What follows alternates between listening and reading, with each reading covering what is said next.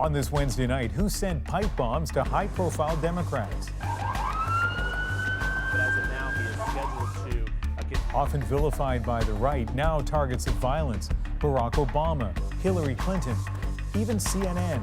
Excuse me, that sounds like a fire alarm here. We'll keep you posted on that. What we saw here today was an effort to terrorize. This clearly is an act of terror. Has the heated political rhetoric in the United States gone too far? You constantly have a fear, what if something happens, the interest rates go up and I can no longer afford my house. With rates on the rise, a warning for Canadians to get their debt under control. But are they listening? And battleground Texas. Why do you think the race is so close this late in the game? Well, I'm not sure it is that close. Could a Democrat really beat Ted Cruz? Paul Hunter on the race that's captured the country's attention and why the United States is actually more divided than ever. This is The Night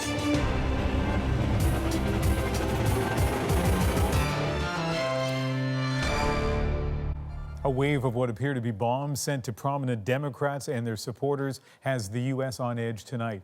We'll go through what we know on this fast-moving story, the investigation, how the president is reacting. But first, a look at what happened and where the packages were intercepted. An intense scene outside CNN's New York offices today. The bomb's intended target, former CIA director and CNN contributor John Brennan. Bombs were also sent today to Barack Obama's address in Washington, Bill and Hillary Clinton's home in New York State. One sent to former Attorney General Eric Holder was redirected to the Florida office of Deborah Wasserman Schultz, whose name was on all of the packages. And the FBI confirming tonight 2 packages were sent to Democratic Representative Maxine Waters. One reportedly intercepted in Maryland, the other found in Los Angeles. All of this comes just 2 days after a bomb was found at the home of billionaire George Soros in suburban New York. Now, no bombs have gone off, but as Ellen Morrow tells us, they have created a great deal of chaos. We're going to jump in. There's a fire alarm here. You might have heard it in the background. We're going to find out what the latest is we'll here be right back. at CNN. We're going to be right back. But CNN's New York anchors were not right back. They were forced to report on the crude explosive device from the sidewalk. Additionally, there was an envelope containing white powder that was discovered as part of that original packaging. Later, Hillary Clinton spoke about the device addressed to her. It is a troubling time, isn't it? And it's a time of deep divisions, and we have to do everything we can to bring our country together. All the targets are fierce critics of Donald Trump and favorite punching bags for the president. But if you want the fake news to finally investigate Hillary Clinton, we'll just have... This was just 2 days ago, Trump prompting this familiar chant from the crowd. Yeah. Despite his usual rhetoric, this was Trump's message today. In these times, we have to unify. We have to come together and send one very clear, strong, unmistakable message that acts or threats of political violence of any kind have no place in the United States of America. Still, there were several warnings about the divisive political climate in the United States. It's a time when people are feeling a lot of hatred in the air. And incidents like this exacerbate that pain and exacerbate that fear. There's been a lot of this going around lately, but we've got to tone down the rhetoric, both sides. Got to see people as opponents but not enemies.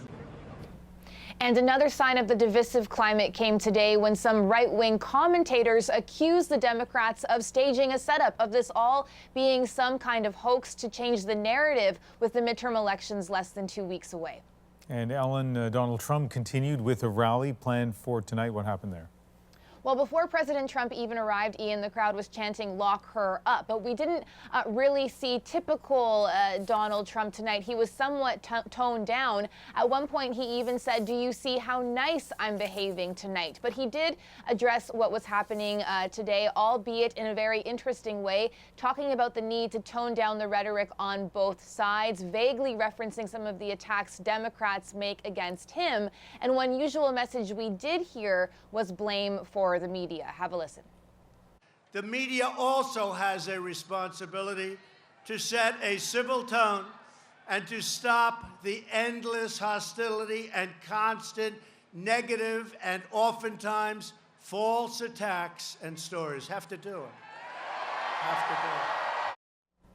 Now, that comment is somewhat ironic given what we're used to hearing from the president himself. We also have a statement from CNN's president, Jeff Zucker, Ian, who said earlier today there is a total and complete lack of understanding at the White House about the seriousness of their continued attacks on the media. The president, and especially the White House press secretary, should understand their words matter. So much more to come in terms of reaction on this story, Ian. All right, Ellen, thank you. You're welcome. The packages that were found earlier today are being analyzed by the FBI at their Virginia lab tonight. Let's take a closer look at the similarities among these packages. All 6 mailed in manila envelopes with a bubble wrap interior. The FBI confirmed each one had a total of 6 stamps. They're known as forever stamps, meaning you can use them even if the postage rates change. They all had printed address labels. All 6 packages had the same return address, Debbie Wasserman Schultz, the name of a Florida congresswoman, though the name is misspelled. Well, let's talk about what an investigation might be looking like right now. We're going to bring in Gil Torres, a former FBI special agent. He worked on the Oklahoma City bombing and the Waco investigations, and he is a hostage negotiator. And so, Gil, one of the things you said investigators likely will be looking at is where these packages were sent. Well, I think for the investigators it's important to note the fact that they were all delivered on the same day, pretty much, and that they were generally in the same geographical area of the country. So I believe that makes a difference as to where they start looking, and that it'll probably give them at least a hint of information in the sense that the perpetrator may be from the same region. All of us, of course, immediately noted the similarity among the targets in terms of their politics, prominent Democrats. And so a lot of people are assuming that that is the motive, but you would point out, don't necessarily make assumptions. Well, I think the investigators don't necessarily key on that. This could be a situation where it was done for that reason, to mask maybe another motive, but it is somewhat premature without getting a little further along in this investigation to really pinpoint what the true motive is here. We have about 30 seconds left, but I'm curious about the kind of material that investigators already have. All of these packages, I wonder if that is a bit of a treasure trove of material for police to go through. I think so. I think for the forensics people, for the forensic side of the investigation, that certainly will be a treasure trove. They have plenty of material to go through. They will, in essence, reverse engineer to figure out how it was built, and also what they can find. Maybe hair samples, maybe a fingerprint, maybe sweat. I don't know. Anything that they can get their hands on to move this investigation along. All right, Gil Torres in Fort Worth, Texas tonight. Thank you very much. You're welcome, sir. Now, Barack Obama and the Clintons have long been subjected to criticism and conspiracy theories, but some of the people on this list have not, at least not to this degree. And though they do have something in common, all have been fierce critics of Donald Trump. All have been denounced by Trump. Here's a closer look at the others targeted today and what some might hold against them. As Obama's Attorney General, Eric Holder was criticized by the right for being soft on political intimidation by the new Black Panther Party during the 2008 election. And many conservatives were incensed when he said this a couple of weeks ago. But Michelle says that, when they go low, we go high. No. When they go low, we kick them. Former CIA Director John Brennan has made enemies in and out of the White House for his scathing critiques of the president, calling Trump a venal, corrupt liar who will end up in the dustbin of history. He's drunk on power. He really is. Democratic Congresswoman Maxine Waters has drawn ire for calling on her supporters to publicly harass members of the Trump administration, earning accusations of trying to instigate political violence. And if you see anybody from that cabinet in a restaurant, in a department store, at a gasoline station. You get out and you create a crowd. And then there's billionaire George Soros. The reclusive liberal philanthropist has been the subject of conspiracy theories for years, from funding left-wing extremists in the United States and Europe to working toward a one-world government run by oligarchs. More recent conspiracy theories include paying people to undermine Brett Kavanaugh's Supreme Court appointment and bringing the migrant caravan into the U.S. So is there something politically significant about those who have been targeted? We do know that extreme views seem to be on the rise in the United States on both the left and the right. And we wanted to talk to David Frum about this, senior editor at The Atlantic, former speechwriter for George W. Bush, and he's in Montreal this evening. David, we don't know the motive behind this, but after seeing the nature of the packages and who they were sent to, what's your initial reaction? First, just one of tremendous relief, how fortunate it is that no one was actually hurt. These kinds of mass bombing campaigns have been seen before. We think of the Unabomber, and there have been casualties. Thus far, thank God, no one is hurt. So that's not good news, but it's a relief. And beyond that sense of relief? We have seen the President of the United States today deplore this kind of attack, which is normal behavior from the President of the United States, and a welcome change from a long career of inciting violence. The people who have received these bombs have all been very specifically targeted by the President for very personal criticism. Not just the political opponents, but private citizens like George Soros, and not just national figures like the Clinton family, but members of the House of Representatives who the President has targeted for pretty racialized abuse, like Maxine Waters in the House of Representatives. So the comments from the President earlier today during the afternoon were the kind of comments you'd hope a president would make in the middle of a crisis, but now what? What do you hope to hear from Trump now? Well, I don't hope to hear from them, because that would make me a fool to expect anything appropriate from him. I mean, what he did today was he phoned in the bare minimum of what would be said at a moment like this. When you think of the kind of mood of national unity that past presidents, Republicans and Democrats, have found, it's not difficult to deplore wanton attacks on political figures. But President Trump will disappoint. I have no doubt about that. All right, David, thank you. Thank you. And Adrian, you're in Vancouver tonight. Still a very active story on the West Coast. Yeah, no question, Ian. There is a mail facility in Los Angeles that remains evacuated right at this hour because of a second suspicious package addressed to Maxine Waters.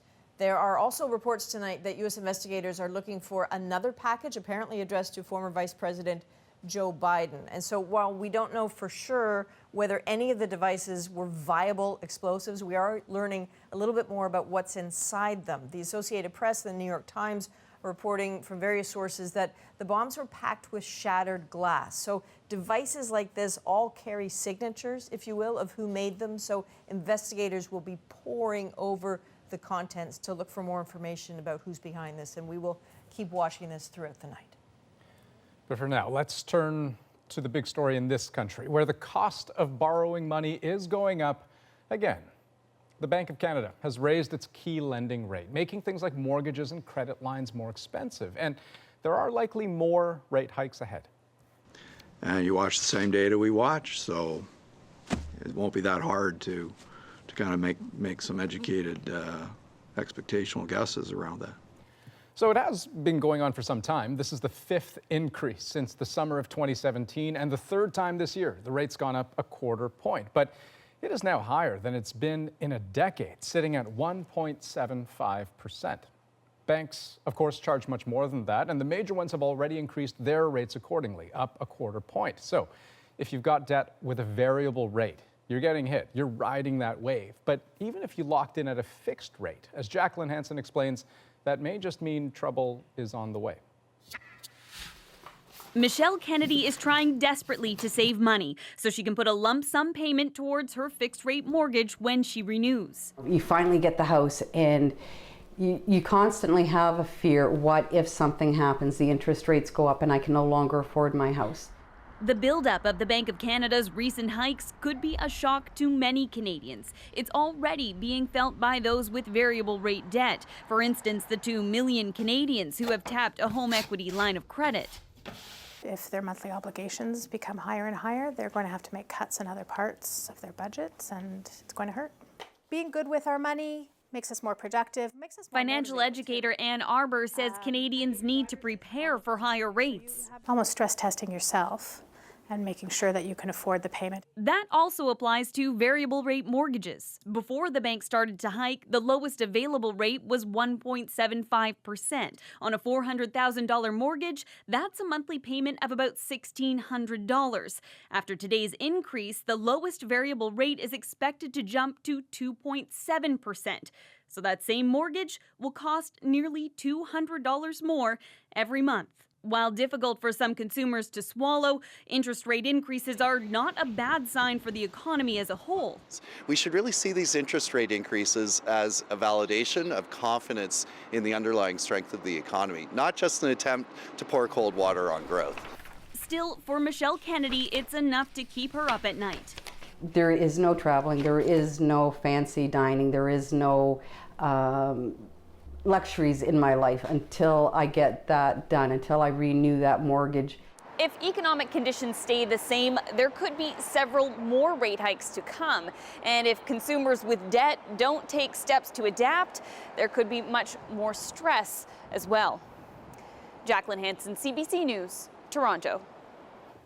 Okay, now we asked Peter Armstrong to sit down with us to break down these rate hikes, and we heard in Jacqueline's piece 5 increases over the last year and a half. Big question is why? Well, essentially because the economy doesn't need it, right? If these low interest rates were meant to encourage me and you to borrow money and spend it, we did that, we got out of the hole. Now the economy is chugging along, or at least one narrative in the economy is saying that it's doing so well. There's two, and they're competing. You've got the markets saying one thing, and we saw the TSX have another terrible day today. It's now in official correction territory. It's saying pessimism, negativity wins the day, trade war with China and the US, this long bull run has run its course. If you look at the data, though, they say employment's doing well, jobs numbers are up, wages are finally going up. The NAFTA deal takes a lot of the uncertainty off the table for business investment and exports. And Stephen Poloz has to try to find a way to navigate his way and sort of thread that needle. And are regular, everyday consumers like you and me getting the signals that hey, now's the time to be responsible? Right, and that message has been coming for a long time and they weren't getting it. Now it appears they might just be. Retail sales numbers came out this week and showed they're starting to slow. So maybe we're not splurging on that big TV after all and finally trying to get our debt under control. Stephen Poloz talked about how closely they watched each and every individual measure along the way as we got to this point. Let's take a listen. The debt made us wary from the beginning that, every interest rate move was going to count bigger than it has in the past. And we did some more research and we expanded that in our model. So our model now has 50% more interest sensitivity in it than historically. So we're taking that on board and monitoring how we're doing. And over the last 12 months, the model has done a good job of predicting how people would react. So our confidence is growing that we've got that about right. And it's funny, that confidence comes because they haven't always had that. The economy hasn't always behaved the way they kind of thought it would. Right. And we'll have more of your chat with Stephen Poloz tomorrow. Tomorrow night. Peter Armstrong, thanks so much. You bet. Another developing story we're following tonight on The National, including the search for vandals who trashed a minister's office in Toronto. A line has been crossed here, that they've gone too far. That's Ontario's House Leader condemning whoever broke into and vandalized the office of Labour Minister Laurie Scott. The government announced workplace reforms just hours earlier, including freezing the minimum wage at $14 instead of bumping it to $15. The party says Premier Doug Ford and Trade Minister Jim Wilson have also received death threats. And still ahead on The National, a test that uses your DNA to prescribe more effective drugs. How it works, next. Plus, a BC man's harrowing encounter with a grizzly bear caught on camera. He takes us through what happened when the animal charged at him. And Paul Hunter goes in depth in Texas and meets the Democratic challenger who could unseat Ted Cruz. This is definitely a state that's Republican historically, but after seeing someone who's running the way that he is, I feel that I can vote for someone who can change the tide of this state.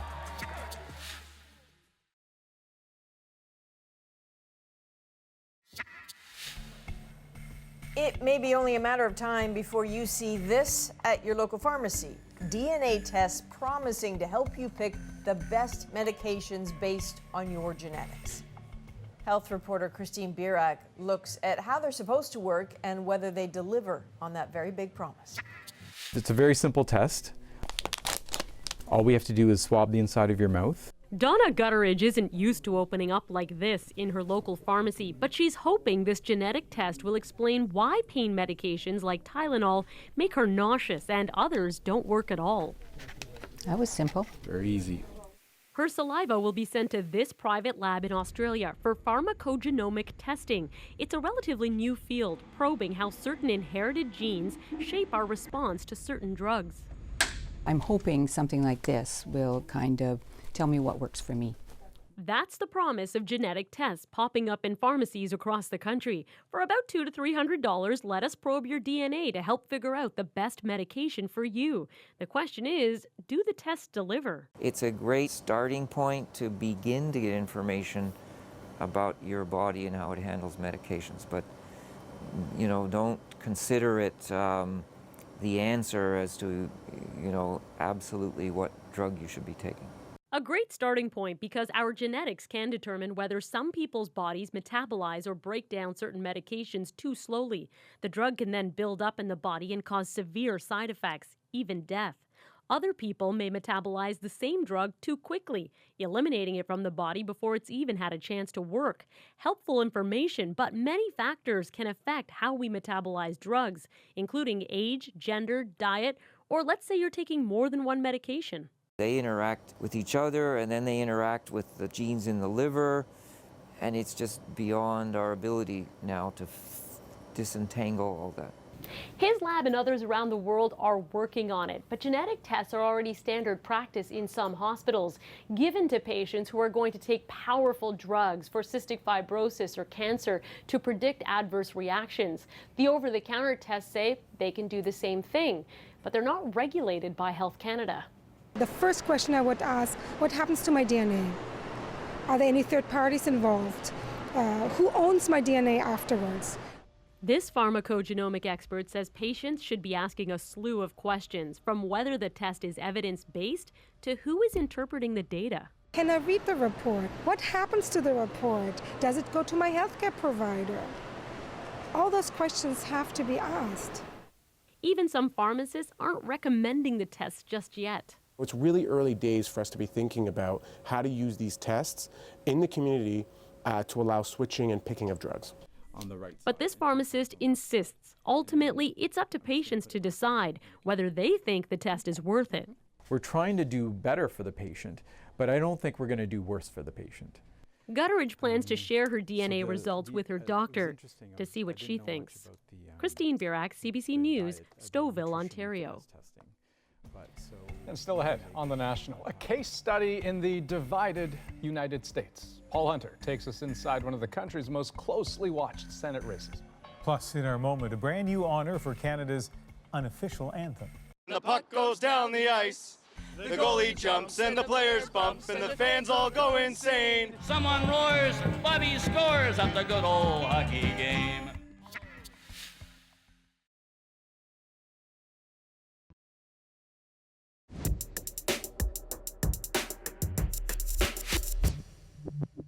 Of the 9 Republican-held Senate seats up for election this November, you wouldn't think Texas would be among the most competitive, but here we are. Just 13 days until the U.S. midterms, and all eyes are on a surprisingly close race that has potentially huge implications for who controls the Senate as well as Donald Trump's presidency. Texas last elected a Democratic senator 25 years ago, but Beto O'Rourke is challenging history in his quest for an upset win over incumbent Ted Cruz. In tonight's Dispatch, our Paul Hunter goes deep in the heart of Texas for a close-up look at the incredible political divide.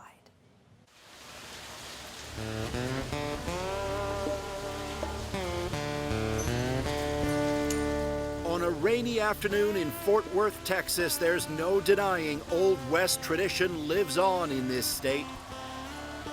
Just as there's no denying the long-standing enthusiasm here for Republican politicians. Chief among them right now, Ted Cruz. Campaigning hard for re-election to the U.S. Senate with a mix of cowboy hats and those red ball caps in every crowd. The last time he ran, Cruz walloped his Democratic opponent. God bless Texas! He's one of the highest profile politicians in America and promotes all things Texas like few others. This contest should be a breeze, but Cruz underlines, even in Texas, his opponents are rising. On election day, we're going to see record-shattering Democratic turnout. Now, here's the good news. This is Texas. And in Texas, there are a whole lot more conservatives than there are liberals. Still, Cruz urged his backers to step up their game. Why? Beto. Beto O'Rourke, the upstart Democratic congressman from El Paso who's aiming at the unthinkable, unseating Ted Cruz. I'm confident that when we see each other not as Democrats or Republicans, O'Rourke's ads target Texans who want change. All right, everybody share this. Beto O'Rourke is on a skateboard. Famously, once videoed of all things skateboarding outside a burger joint. He's the darling of countless in the American media. I wanted to meet you right away, so thank you for being here. Thanks for having me on. O'Rourke has become a contender. Thank you, and God bless you. Cruz is ahead in the polls, but only just, even if he downplays the narrow gap. Why do you think the race is so close this late in the game?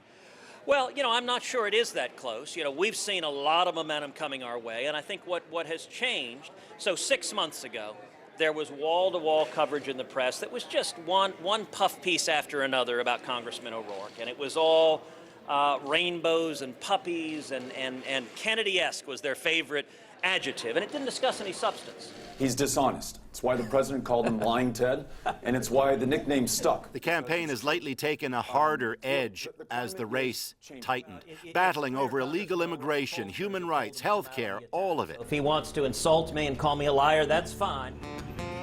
But in an increasingly diverse Texas, O'Rourke's views have energized Democrats, and not just in urban centers. Here, deep in the Republican countryside, where in 2016, 4 of every 5 voters cast ballots for Donald Trump. So I know they're brand new voters. Say these women now, Your vote is your power. Be heard, vote. Yeah. Oh, that's good. the Trump presidency must be curtailed. For the first time in their lives, they've turned political. Here, finishing off a mail-out to prospective voters. When I put my 4x6 sign up, one of my neighbors came up and he said, what is those? And I said, well, what do you think? And he said, well, are those Republicans or Democrats? Doesn't even know. I said, David, what do you think? Inspired by O'Rourke, angry at Trump, they're urging fellow Texans to reject Ted Cruz because in turn, that weakens the president. We have to do something to stop Donald Trump. It's time, says Dana Rushing, for Texans to turn away from the party of Cruz and Trump. I have to because my grandchildren are going to they're going to know, history is not going to be kind to Donald Trump. And they're going to, when they get older, they're going to say, well, how did y'all let this happen? How could this happen? And they're going to know their grandmother said it cannot happen. I'm going to do everything I can to make sure it doesn't happen anymore. Can I count on you to vote early? Meanwhile, outside a coffee shop in Dallas, another signal change is afoot. Young people, likewise, getting political. Are there any issues preventing you from voting? You press on voting issues? Rafael Zamora is among those who've signed on with a group called JOLT, supporting voters in Hispanic neighborhoods. Democrat? Yeah, Democrat. Okay. No Republican? No, not Republican. Pues él viene aquí. Aimed at reversing the typically low turnout rate for Hispanics on election days. I just came to drop out this flyer for the November 6th election, and these are the representatives that Joel supports. Oh, yeah. For Rafael, a U.S.-born son of Mexican immigrants, the midterms will be the first time he's ever voted. His message to others like him, a key constituency for O'Rourke. If you're a young Latino, get out and vote. because your vote really counts. It's a view driven by distaste for Donald Trump. What do you think of Trump? I think he's racist and biased towards types of people, types of ethnicities. He is our president, so I do respect him. But I do not agree with his political views or his moral values. And yes, he's voting for Beto. It's been that kind of year for Texas Democrats. Good morning. Good morning. Good to see everybody. Indeed, it was 9 months ago that CBC News first caught up with Beto O'Rourke at this low-key breakfast fundraiser in suburban Dallas. Who knew? So there is hope that we can do something. One of the organizers back then was Shonda Parbu. Let me see if I can scan your card. These days, Shonda helps out at events significantly larger, such as this one in the Dallas parking lot last weekend. Get people to sign in when they come. Amid what some call Beto mania. We're bursting at the seams. Like, there is a fever that I can't. Shonda can hardly describe it. Huge crowds, not just at the rallies, but throngs waiting for even a glimpse of O'Rourke afterward. And then we were trying to find a way for him to leave the venue, and there were like 100 people in the parking lot. It was like paparazzi just waiting for him with their cameras. I just started crying because I was like, oh my God, we've just burst into another universe. And when O'Rourke takes the stage in that parking lot, there's no doubt these Texas Democrats, long dormant in this state, all want to believe this is their chance. He's their guy. I know we're up to this challenge. I know we are a match for this moment. Because I feel it from you tonight. I felt it every single day on the trail. He's pro-choice, anti-border wall, wants tougher gun laws and universal health care. The choice before us right now could not be more clear. Thank you. All that said, he may not win, but don't tell that to anyone here. They can almost taste it. This is definitely a state that's Republican historically, but after seeing someone who's running the way that he is, I feel that I can vote for someone who can change the tide of this state. I think we're ready. We're ready for that change. We want that change, and I think we're all ready for it. As for O'Rourke, indeed, in it to win, he told us just before running on stage, he welcomes the craziness. It's insanity of all of this, you know what I mean? Yeah, it doesn't seem insane to me. It's just as powerful and as beautiful and as amazing as it gets in the face of some real challenges and some real disappointment and darkness for some, to respond to that with this, which is not anger, not despair, but a commitment and a resolve to come through for this country. Ladies and gentlemen, your United States Senator, Ted Cruz. And so it was amid all that this week that Ted Cruz came to Houston as a guest star in a mega rally staged by Cruz's not-so-secret weapon. God bless President Donald Trump. Indeed, the crowd cheered Cruz, but they're here for Trump. And so when he stepped out, the adulation, it seemed, was as big as Texas.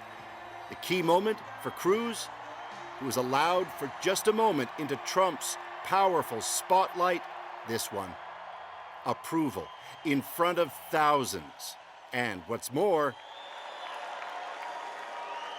Ted's opponent in this race is a stone-cold phony.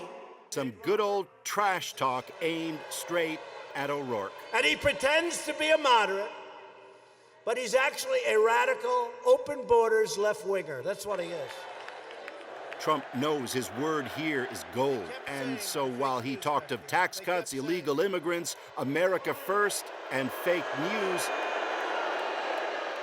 he also urged Texans to vote for Ted Cruz. And I'll tell you what, nobody has helped me more with your tax cuts, with your regulation, with all of the things that we're doing. And you bet on this night they heard him loud and clear. Electrifying. Electrifying. He's, he knows how to move an audience. It was great. I mean, that just was really the thing that we've needed to get us all pumped up, and just really ready for this election. I'm a first-time voter. Only Trump asked me to vote, so I just registered. I'm 53 years old, and it'll be my first time ever voting in my life. And how are you going to vote? Trump, Cruz, Republican, of course. Will it be enough? Will it keep Democrats at bay yet again in this state? And will it underline for the world that Trump remains a force in this country? Say Democrats to all of it, now emboldened and unafraid. We'll see. And Paul Hunter joins us from Houston now. Paul, that race in Texas has Democrats, clearly daring to hope for success in the midterms. But how much is the division you saw in that state a microcosm of the mood across the United States generally? Well, that's the big question, and it's a particularly important one today with these pipe bombs being mailed to politicians, It's not just a divide here, it's a chasm, right? I mean, it's complicated having a conversation with a stranger. There's a dance that goes on, right? You need to kind of suss out what the politics of the person is because the conversation could turn ugly fast unless you're careful. And it's like that with the two sides, with the Republicans and the Democrats. At that Trump rally that we went to, for example, it's interesting. I had a lot of great conversations beforehand. It was a great vibe. It was warm and people were engaged with us. And then Trump walked out, right? And then the fake news and the crowd, the tone changed, right? The booing, the lock her up, all this kind of stuff. Because they really believe that stuff when riled up for it. But it's just under the surface. And it's like that everywhere. Growing up in Canada, Adrian, I don't know about you, but I always thought of America as being America first in the sense that everybody feels American kind of together. You know what I mean? Now it's America first, which we hear a lot from Trump, obviously. It's America first my way or America first my way. There's no middle ground, and it's ugly. And the midterms, it's not going to end that. It's a complicated time down here. No, so much more to see. Paul, thanks very much. Next on The National, Saudi Arabia's Crown Prince speaks publicly for the first time since the kingdom admitted to its involvement in the death of Jamal Khashoggi. We'll take you there. But first, a quick look at a story I'll bring you later this week, right here on The National. Take a look around you. The modern world is literally built out of concrete. It's everywhere. But the concrete industry has a problem. Making it pollutes a lot. 7% of the world's CO2 emissions link back to a single ingredient in concrete. But what if you could trap those emissions back inside the concrete forever? A Canadian company may have found a way to do it and make stronger concrete while it's at it. That's this week on The Fix.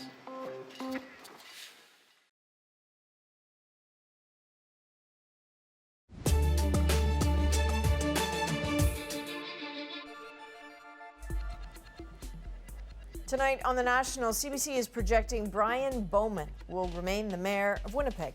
Polls closed a little under 2 hours ago in the municipal election. Current counting has Bowman with about 53% of the vote, but it's not just city leaders being decided on tonight. It's nothing but stupidity to open up Portage and Main. We have to go underground and then walk around just to get to where over there. One major issue up for debate in Winnipeg is the iconic intersection of Portage and Main. It has been off limits to pedestrians since 1979 when an underground concourse was opened. In a referendum, voters were asked if it should be open to pedestrians now. CBC is projecting that to be a no, with 65% of voters just wanting to keep it closed. And after 3 years of debate, a bill to ban whales and dolphins from being kept in captivity has passed in Canada's Senate. That bill aims to stop breeding so animals in captivity would be sort of phased out over time. The main targets are Marineland in Ontario and the Vancouver Aquarium. Marineland is against this bill, claiming it would wipe out attendance and hurt conservation efforts. Well, the aquarium has said it will no longer display whales and dolphins after continued protests. This bill will go to the House of Commons next May. Saudi Arabia's crown prince spoke publicly for the first time today since the killing of journalist Jamal Khashoggi. Mohammed bin Salman called it a heinous crime that cannot be justified. But as the CBC's Thomas Daigle tells us, he quite plainly avoided any mention of the international suspicion that he was the one behind it. Strange times in Saudi Arabia. The crown prince under suspicion for Jamal Khashoggi's killing, showing up today beside the Lebanese leader he was once accused of kidnapping. The message at this investment conference in Riyadh: ignore that criticism abroad. Mohammed bin Salman is here to stay. Actually, they're investing and we are investing in Bahrain. Yeah. Exactly. Cracking jokes. Fully at ease despite the turmoil surrounding him, stopping only once to address Jamal Khashoggi's murder. The crime was really painful to all Saudis and to every human in the world, he said. Prince Mohammed vowed the perpetrators would be brought to justice, distancing himself from the hit squad sent to Istanbul, some believe on his orders. The key for Mohammed bin Salman right now is to still show that he is in control, that he's undeterred. Like any good mafia boss, you always make sure that the guys on the ground take the fall. Turkish investigators continue searching for clues inside that consulate, even in a well behind the Saudi consul's residence. 18 Saudis are under arrest, and so far they're the only suspects Western powers can punish. If these individuals currently have visas, those visas will be revoked today. The Turkish president today vowed there will be no cover-up, pointedly calling out all those responsible, starting with those who ordered the murder. In Riyadh, far from the finger-pointing, investors seemed impressed. For the Crown Prince, that's a win. Thomas Daigle, CBC News, London. Next on The National, our moment, and feel free to sing along. The hockey song is going to the Hall of Fame.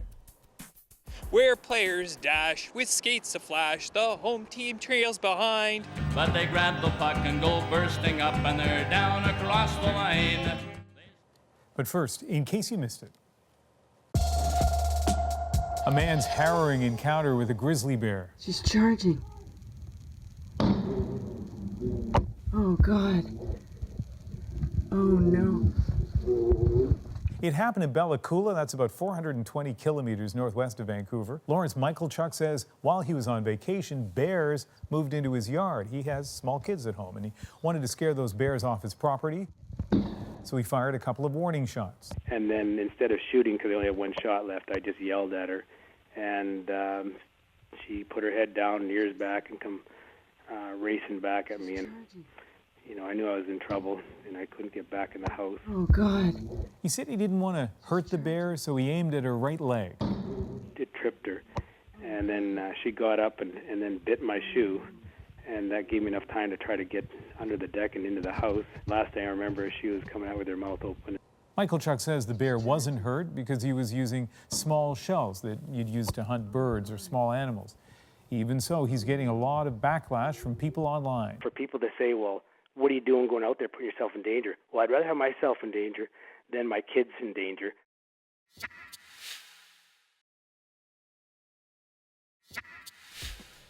Hello out there, we're on the air. It's moment time tonight. Wasn't quite sure how to read that line, but the last part aside, and Andrew's laughing at me, by the way, you probably recognize the lyrics. Stompin' Tom Connor's iconic song has become a hockey anthem. If you hear laughter, it's him. Now, today it was announced the hockey song would be inducted into the Canadian Songwriters Hall of Fame, and to celebrate this, we took to the streets of Toronto and asked fans to sing it for us. Their renditions are our moment of the day.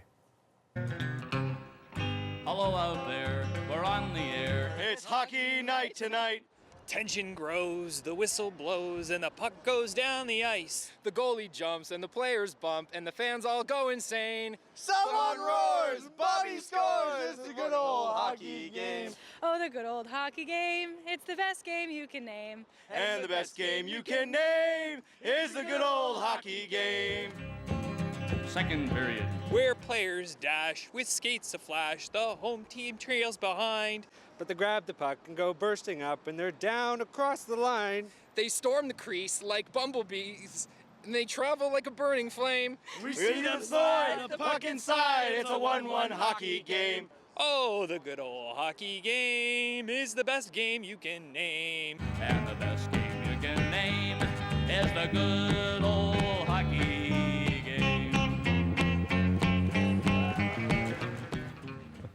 Okay, well, thank you for the earworm, gang. You know how you always wonder, what did people intend for a song when they write it? It seems that when he wrote that way back in 1971, he wanted it to be the anthem it is. He wrote it imagining he was in an arena, so it took a long time, but he got there. It is a song that you cannot listen to and not smile, right? It is just one of kind of, it's like skipping down the street. You can't be sad while you're skipping. You can't listen to that song and not smile. So it's a night to celebrate that song, but it's also a night to celebrate Stompin' Tom, who died a few years ago. So from Skinner's Pond, PEI, to Tillsonburg, Ontario, we can salute a great Canadian singer and songwriter. That is the National for Wednesday, October 24th.